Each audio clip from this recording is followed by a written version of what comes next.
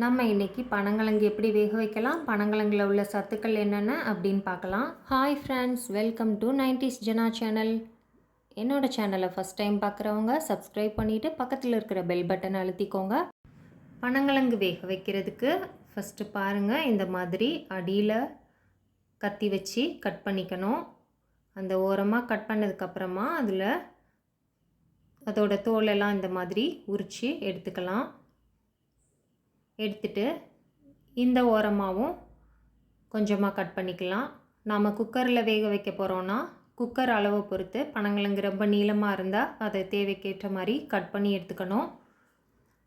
பாருங்கள், எனக்கு இந்த நீளம் குக்கரில் வைக்க கரெக்டாக இருக்கும், அதனால் நான் கட் பண்ணல. நீங்கள் அந்த அளவு பொறுத்து பனங்கிழங்க எவ்வளோ கட் பண்ணணுமோ அதுக்கேற்ற மாதிரி கட் பண்ணிக்கோங்க. இந்த மாதிரி எல்லா பனங்கிழங்கையும் உரித்து எடுத்துகிட்டு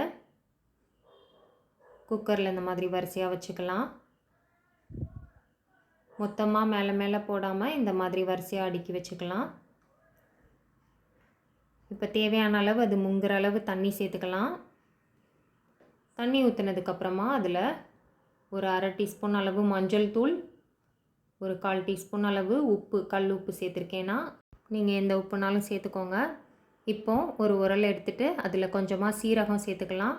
2 பல் பூண்டு சேர்த்துக்கலாம். ரெண்டையும் நல்லா முடிஞ்சளவு தட்டி எடுத்துகிட்டு வந்துடலாம். இந்தளவு தட்டி அதையும் நாம் எடுத்து வச்சுருக்கிற பனங்கிழங்கு கூட சேர்த்துக்கலாம். சேர்த்துட்டு எல்லாத்தையும் நல்லா மிக்ஸ் பண்ணி விட்டுட்டு குக்கர் மூடி போட்டு மூடி ஒரு 8 to 10 விசில் வரைக்கும் வச்சு எடுத்துக்கலாம். பனங்கிழங்க அந்த மாதிரி வேக வச்சு மட்டும்தான் சாப்பிடுவாங்கன்னு கிடையாது, இந்த மாதிரி சுட்டும் சாப்பிடுவாங்க. நாங்கள் சின்ன பிள்ளையாக இருக்கும்போதெல்லாம் விறகடுப்பில் சமையல் பண்ணிவிட்டு அந்த சூட்டிலே பனங்கிழங்க தோலோடு உள்ளே போட்டு இந்த மாதிரி சுட்டு சாப்பிட்ருக்கோம்.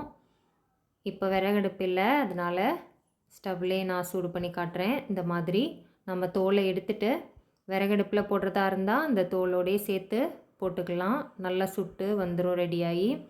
இப்போது நம்ம ஸ்டவ்வில் சுடுறதுனால தோலோடு வேக வைக்காமல் தோலை எடுத்துட்டு இந்த மாதிரி சுட்டு எடுத்துக்கலாம். பாருங்கள், இந்த மாதிரி எல்லா இடத்துலையும் படுற மாதிரி சுட்டு எடுத்துக்கலாம். பனங்கிழங்குல அதிக நார்ச்சத்து இருக்கிறதுனால மலச்சிக்கலை தடுத்து செரிமானத்தை சீராக்குது. மேலும் இதய நோய்கள் வரும் அபாயத்தை குறைக்கிறதுக்கும் உதவுது.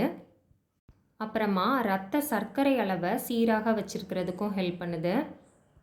பனங்கிழங்குல உள்ள கால்சியம் சத்து எலும்புகளை வலுப்படுத்த உதவுது. மேலும் சருமத்தை பளபளப்பாகவும் ஆரோக்கியமாகவும் வச்சுருக்கிறதுக்கு ரொம்பவே ஹெல்ப் பண்ணுது.